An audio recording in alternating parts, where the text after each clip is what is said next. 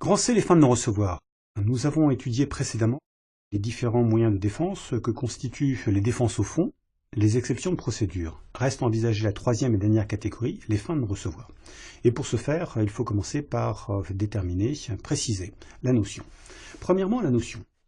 Alors, les fins de non-recevoir sont clairement définies. Elles le sont à l'article 122 du Code de procédure civile.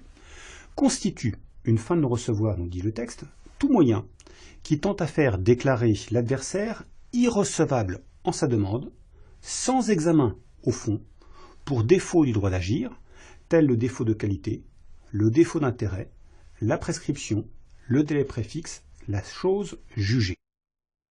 Et cette définition met en lumière ce qui fait le propre des fins de non-recevoir. Ainsi qu'on l'a dit, dans le cadre de la fin de non-recevoir, la défense consiste à dénier au demandeur, à l'adversaire, son droit d'action. Elle vise à le faire déclarer irrecevable en ses demandes, et donc à faire rejeter ses demandes sans même qu'elles soient examinées au fond.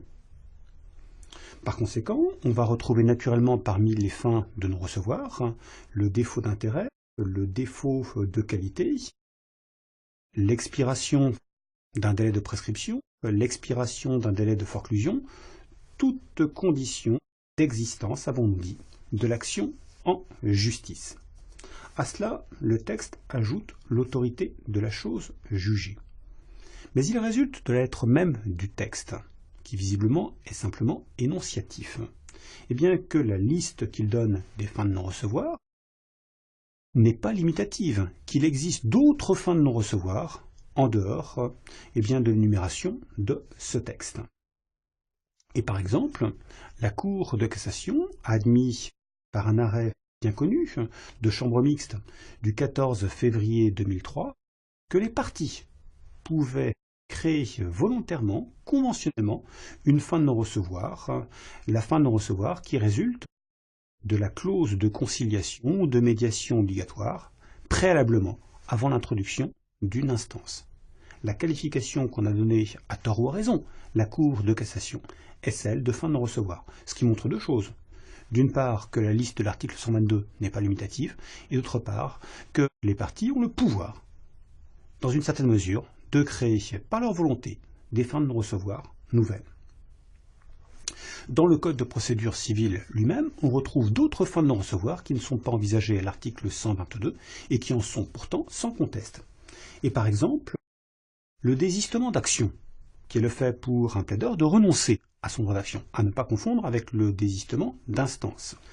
Également, la transaction, sont incontestablement des fins de non-recevoir qui peuvent être opposées à la demande de l'adversaire.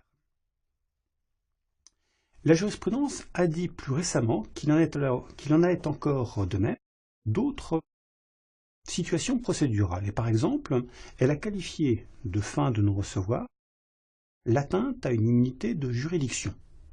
A priori, sur le terrain de la pure théorie, cette qualification peut paraître troublante. L'immunité de juridiction, comme Henri Motulski l'avait montré, n'a pas trait tellement à la recevabilité des demandes, à l'existence de l'action en justice, qu'à la liberté d'accès aux tribunaux. Mais il faut concéder que l'immunité d'exécution doit pouvoir retrouver une sanction, et on ne voit guère d'autre sanction que la fin de non-recevoir. Et cela explique que cette qualification, qui est assez ancienne, ait pu être réitérée, confirmée récemment par la Cour de cassation. Elle a été dans un arrêt de sa première chambre civile du 9 mars 2011, numéro 10-10-044. Plus récemment encore, la Cour de cassation a laissé entendre qu'une autre fin de non-recevoir d'importance majeure sur le terrain de la pratique peut être admise au nom d'un principe d'interdiction de se contredire au détriment d'autrui. Interdiction de se contredire au détriment d'autrui, c'est l'équivalent de la théorie anglo-saxonne de l'estoppel que l'on rencontre dans le droit international public et aussi de plus en plus fréquemment en matière d'arbitrage. L'idée est celle-ci. Lorsqu'une personne, par son attitude, crée chez autrui, chez la partie adverse, la croyance légitime qu'elle adoptera à l'avenir tel comportement, elle ne doit pas être admise à remettre en cause cette croyance en changeant brutalement de comportement. Alors naturellement, cette interdiction n'a rien de systématique, car dans notre système, le principe demeure la liberté. Et l'autre admis évidemment qu'un plaideur peut changer son fusil d'épaule, peut organiser sa défense d'une manière contraire à celle qu'il avait suivie jusqu'à présent. C'est exactement ce que la Cour de cassation a décidé, a retenu dans un arrêt très important d'assemblée plénière du 27 février 2000. Alors on était ici en présence d'un plaideur qui avait adopté un comportement particulièrement versatile, à tel point que la Cour d'appel, qui avait eu à connaître de la cause, après avoir relevé que cette partie, je cite, n'avait pas cessé de se contredire au détriment de ses adversaires, en leur réclamant, devant deux juridictions différentes, une chose et son contraire, et bien avait décidé, je cite encore, que ce comportement procédural, qui consiste pour un plaideur, tout en étant parfaitement informé de la situation, à soutenir en même temps deux positions incompatibles, sera sanctionné en vertu du principe suivant lequel une partie ne peut se contredire au détriment d'autrui, il était précisé entre parenthèses théorie de l'estoppel, sera sanctionné donc par l'irrecevabilité des demandes actuelles. Eh bien, cette solution, qui pouvait paraître frapper au coin du bon sens, a été cassée, sur un moyen d'ailleurs, et c'est très significatif, relevé d'office par la Cour de cassation, au visa de l'article 122 du Code de procédure civile, le texte donc, que nous citions tout à l'heure, qui pose la définition des fins de non-recevoir. Voilà la motivation de la Cour de cassation. La seule circonstance qu'une partie se contredise au détriment d'autrui n'emporte pas nécessairement fin de non-recevoir. En l'espèce, les actions engagées par la partie dont les demandes avaient été déclarées irrecevables n'étaient, dit la Cour de cassation, ni de même nature, ni fondées sur les mêmes conventions et n'opposaient pas les mêmes parties. À la lecture de cet arrêt, on comprend plusieurs choses. D'abord, que dans le cas particulier, l'irrecevabilité ne pouvait être retenue sur le fondement de l'interdiction de se contredire au détriment d'autrui, parce que les conditions d'application de ce principe faisaient défaut. Ce principe ne peut s'appliquer, nous dit la Cour de cassation, que si la contradiction opère au détriment d'une seule et même partie. Les comportements successifs ont dû tromper sa croyance et il faut donc qu'il y ait une même partie qui ait subi les différents comportements successifs.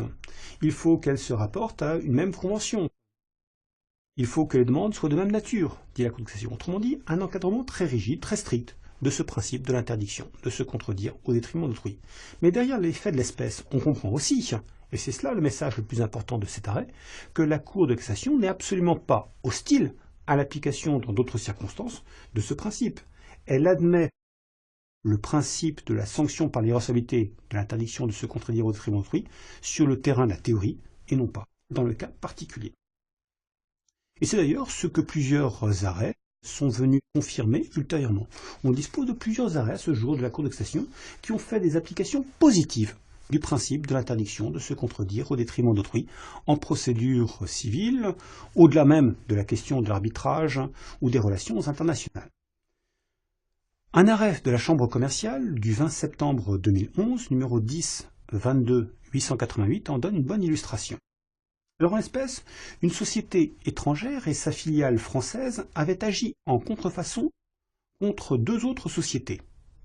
Et en appel, l'un des brevets dont elle se prévalait avait été annulé, mais non pas l'autre. L'autre avait été reconnu valable et en conséquence, l'action en contrefaçon avait pu être accueillie. Une expertise avait alors et en conséquence été ordonnée avant de dire droit pour chiffrer le préjudice des demanderesses.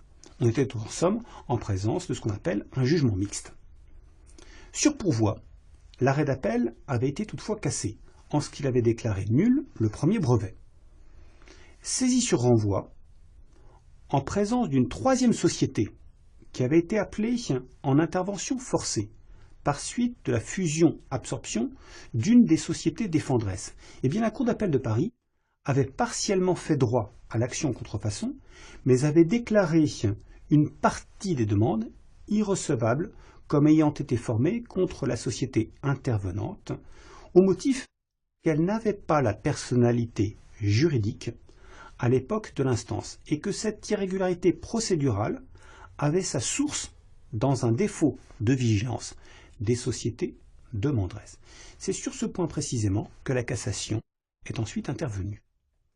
Vu le principe selon lequel nul ne peut se contredire au détriment d'autrui, en statuant ainsi, nous dit la Cour de cassation, alors que la société appelée en intervention, qui avait elle-même formé et instruit le pourvoi contre un autre arrêt rendu entre les mêmes parties dans le même litige, ne pouvait sans se contredire au détriment des sociétés demanderesses se prévaloir devant la Cour de renvoi de la circonstance qu'elle aurait été dépourvue de la personnalité juridique lors des instances ayant conduit à ces décisions. La Cour d'appel a violé le principe susvisé. Et de fait, on était bien en présence d'une contradiction procédurale. La société en question, dans un premier temps, avait prétendu s'appuyer sur sa propre personnalité pour exercer des voies de recours, et dans un deuxième temps, contre la même partie, dans le cadre du même litige, elle opposait au recours de la partie adverse son défaut de personnalité. Il y avait ici un changement de comportement qui était typiquement injustifiable et qui méritait certainement d'être sanctionné, comme l'a fait la Cour de cassation. Remarquons que cette duplicité, cette versatilité dans le comportement du plaideur pourrait aussi trouver sa sanction dans ce que d'aucuns qualifient de principe de loyauté procédurale ou de loyauté de débat. Et de fait, certains juges parfois s'appuient pour sanctionner tel comportement, tout à la fois sur l'interdiction de se contredire au détriment d'autrui et en même temps sur le prétendu principe de loyauté des débats. On peut citer en ce sens une décision de la Cour de cassation, première chambre civile, 8 juillet 2010, au bulletin civil numéro 157. Pour en finir avec cette notion des fins de non-recevoir, je remarquerai que cette notion de fin de non-recevoir fait aujourd'hui, et depuis d'ailleurs des années, l'objet d'une certaine instrumentalisation par le droit positif, de sorte que coexistent dans notre système juridique en vérité deux types de fins de non-recevoir. Il y a d'un côté les fins de non-recevoir classiques, qui correspondent à la sanction du défaut d'existence du droit d'action. Ce sont celles que nous avons précédemment examinées. Mais il existe aussi des fins de non-recevoir qui sont créées de toutes pièces par le pouvoir législatif ou le pouvoir réglementaire et qui sont destinées à interdire à un plaideur d'agir en justice sans se conformer à des formalités, à des obligations qu'on veut lui imposer. Ici, la fin de non-recevoir ne vient pas sanctionner le défaut de l'existence de l'action en justice, c'est au contraire la fin de non-recevoir qui a privé le plaideur de son droit d'action. Donnons-en quelques exemples. Par exemple, l'assignation en divorce dans le système actuel doit inclure une proposition de règlement des intérêts pécuniaires et patrimoniaux des époux. C'est ce que dit l'article 257 du Code civil. Techniquement, il s'agit d'une formalité, d'une forme imposée pour la rédaction de l'assignation en divorce. Mais la sanction de la nullité pour vice de forme, dont on sait qu'elle est très difficile à obtenir, n'a pas paru adoptée. Le législateur a décidé que la sanction serait l'irrecevabilité. C'est une fin de recevoir créée artificiellement. Même chose dans le partage judiciaire. Désormais, la demande en partage judiciaire doit inclure dans l'assignation un descriptif sommaire du patrimoine à partager, accompagné de l'indication des intentions du demandeur quant à la répartition des biens, ainsi que les diligences qu'il a pu entreprendre en vue de parvenir à un partage amiable. Article 1360 du Code de procédure civile. Là encore, la sanction naturelle sera la nullité pour vice de forme. La sanction retenue, c'est la fin de non-recevoir. Plus anciennement, et plus catégoriquement encore, le défaut de mention de la publicité foncière pour les demandes qui peuvent annuler, qui peuvent résoudre des droits réels immobiliers, est sanctionné par une fin de non-recevoir. On sait que ces demandes doivent faire l'objet d'une publicité. Elles doivent être mentionnées au registre immobilier, au fichier des immeubles. La sanction pourrait être là encore la nullité pour vice de forme, mais elle serait parfaitement inadaptée si en effet la publicité foncière est à destination des tiers, et non pas de la partie adverse. Si l'on veut qu'elle puisse être sanctionnée, il faut adopter une autre sanction. C'est ce qui a été fait. Là encore, le décret du 14 janvier 1955, article 28, a posé que la sanction en serait l'irrecevabilité. Enfin, on citera comme dernière illustration l'article 963 du Code de procédure civile dont on sait qu'il impose à peine d'irrecevabilité dans les procédures d'appel le paiement d'une taxe aujourd'hui de 225 €. Toutes ces hypothèses sont des hypothèses de fin de non-recevoir créées artificiellement.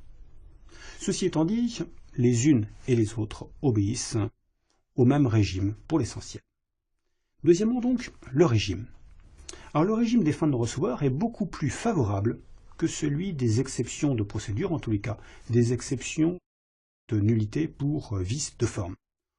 Pratiquement, il est très comparable, c'est presque un décalque du régime des défenses au fond.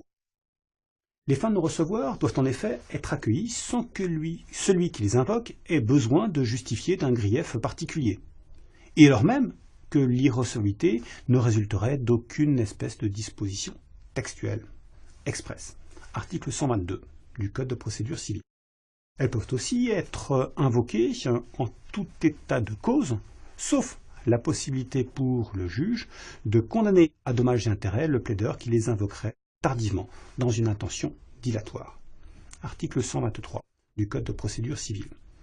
Solution, remarquons-le, qui peut d'ailleurs aboutir parfois à des situations, à des conséquences très injustes, du fait de la compréhension très large que la Cour de cassation se fait de la notion. Et par exemple, la Cour de cassation, par un arrêt de sa chambre commerciale du 22 février 2005, a décidé que la clause de conciliation ou de médiation obligatoire peut être invoquée comme cette qualification l'impose, celle de fin de non-recevoir, en tout état de cause, et donc en cause d'appel encore. Par conséquent, ainsi que Philippe Théry l'a fort justement montré, cette qualification de fin de non-recevoir peut aboutir en l'occurrence à ce que le plaideur qui s'est abstenu d'invoquer en première instance cette clause de médiation obligatoire ou de conciliation obligatoire avant saisine du juge et qui a obtenu un jugement défavorable, puisse le mettre à néant en invoquant en cause d'appel cette fin de non-recevoir, parce qu'on le verra, la Cour de cassation décide également que cette fin de non-recevoir particulière ne peut pas être régularisée. C'est dire que cette qualification mériterait sans doute d'être révisée en tous les cas. Un régime spécifique devrait lui être attribué si on veut la conserver. À l'opposé de tout cela, remarquons que le juge doit soulever d'office certaines fins de non-recevoir, celles qui ont un caractère d'ordre public, et en particulier celles qui résultent de l'inobservation des délais de recours, ou celles qui résultent de l'absence d'ouverture d'une voie de recours exercée. Le juge non plus doit, mais peut soulever d'office d'autres fins de non-recevoir, et par exemple la fin de non-recevoir tirée du défaut d'intérêt, et désormais aussi celle tirée du défaut de qualité ou de l'autorité de la chose jugée, ainsi que l'indique l'article 125 du Code de procédure civile. De la même façon, l'irrecevabilité tenant la nouveauté des demandes en cause d'appel, depuis la réforme de la procédure d'appel de 2009, peut être invoquée d'office par le juge. Article 564 du Code de procédure civile. En revanche, il est interdit au juge de soulever d'office toute autre fin de non-recevoir qui n'aurait pas un caractère d'ordre public, et par exemple la fin de non-recevoir tirée de l'expiration d'un délai de prescription. La prescription est un moyen de défense d'intérêt privé, sauf, notons-le, en droit de la consommation. Il résulte en effet de l'article L141.4 du Code de la consommation que le juge peut soulever d'office toutes les dispositions du présent code dans les litiges nés de son application, et donc la prescription biennale qui protège le consommateur contre le professionnel.